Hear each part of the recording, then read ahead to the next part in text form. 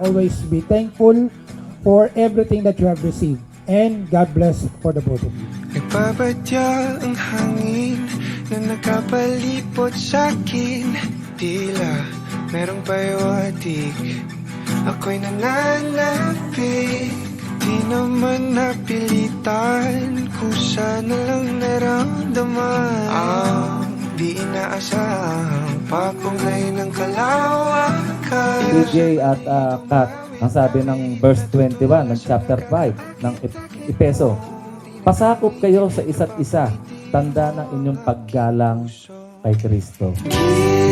Giliw, di mapigil ang puso ng damdamin. Tinatanggap kita, Catherine Fernando, upang maging aking asawa, upang makasama mula sa araw na ito at magpakailanman. Sa hirap at ginhawa, sa kahirapan, sa kasaganahan, sa sakit at sa kalusugan, upang mahalin at ingatan ka, hanggang sa tayo'y paghiwalay ng kamatayan, palinsunod sa banal na kautusan ng Diyos. Ito ang aking taus-pusong pangako sa iyo. Hindi ko alam kung saan ko sisimulan, binibigyan kulay ang larawan na para ba. Sa pangalan ng ating Panginoong Diyos, tinatanggap kita, EJ Matusalem, upang maging aking asawa, upang makasama at mahawakan ka, mula sa araw na ito at magpakailanman, sa hirap at ginhawa, sa kahirapan at kasaganahan, sa sakit at sa kalusugan, upang mahalin at ingatan ka, hanggang tayo paghiwalayin ng kamatayan, alinsunod sa banal na kautusan ng Diyos.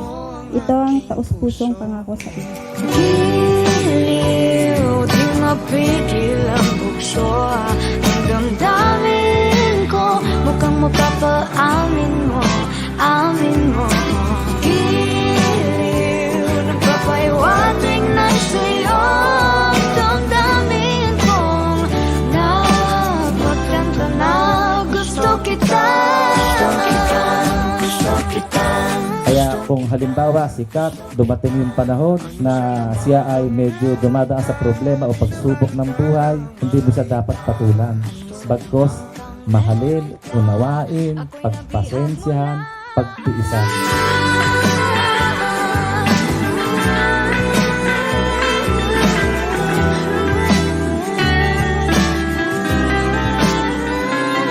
Ako na ay napipag mo na.